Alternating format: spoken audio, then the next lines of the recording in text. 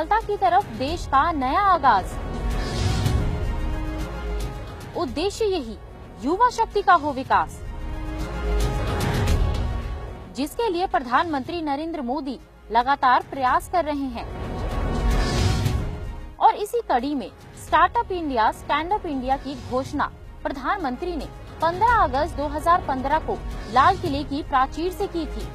हमारे युवक नए उद्योगकार कैसे बने, हमारे युवक नए उत्पादक कैसे बने, पूरे देश में इन नए उद्यमियों के द्वारा एक स्टार्टअप का पूरा नेटवर्क कैसे खड़ा हो। हिंदुस्तान का कोई जिला, हिंदुस्तान का कोई ब्लॉक ऐसा न हो कि आने वाले दिनों में नए स्टार्टअप शुरू न हुए हो। क्या भारत ये सपना नहीं देख सकता कि हम दुनिया में, स्टार्टअप की दुनिया में भारत नंबर 1 पर पहुंचेगा? आज हम नहीं है। भाइयों बहनों, इस स्टार्टअप को मुझे बढ़ देना, और इसलिए मेरा संकल्प है आने वाले दिनों में स्टार्टअप इंडिया और देश के भविष्य के लिए stand up India, startup India, stand up India, ये startup India, stand up India. और कुछ ही महीनों के बाद यानी 16 जनवरी 2016 को इसका शुभारंभ हुआ। जब मैंने 15 अगस्त को लाल किले से कहा startup India, stand up India, तो ऐसे ही हवा के झोंके की तरह बात आई और चली गई, कहीं रजिस्टर ही नहीं हुई। लेकिन आज शायद 100-125 दिन के बाद अब ये रजिस्टर होगी कि स्टार्टअप इंडिया है क्या।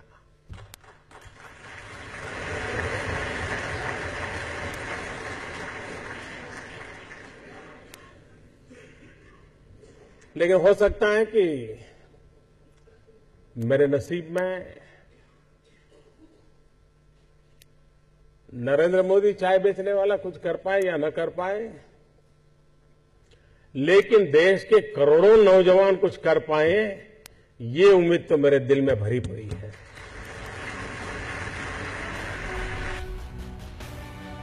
क्या है सरकार की योजना? युवा नए छोटे बड़े उद्योगों की शुरुआत करें, उसके लिए लोन की सुविधा, उचित मार्गदर्शन, उद्योग लगाने के लिए अनुकूल वातावरण, स्किल डेवलपमेंट ट्रेनिंग, देश के उच्च शिक्षण संस्थाओं, IIT, IIM आदि के नेटवर्क के साथ जोड़ना ताकि युवाओं को उचित मार्गदर्शन मिले। स्टार्टअप्स को प्रोत्साहित करने के लिए मोदी सरकार की मुख्य घोषणाएं। स्टार्टअप्स के लिए 2500 करोड़ के शुरुआती आवंटन के साथ 10,000 करोड़ रुपए के विशेष वित्तीय कोष की व्यवस्था की जाएगी।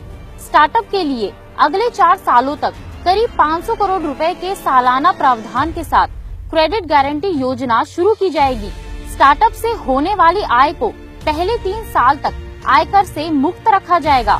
स्टार्टअप व्यवसाय में निवेश करने के लिए व्यक्तिगत संपत्ति को बेचने पर कैपिटल गेन टैक्स नहीं लगेगा।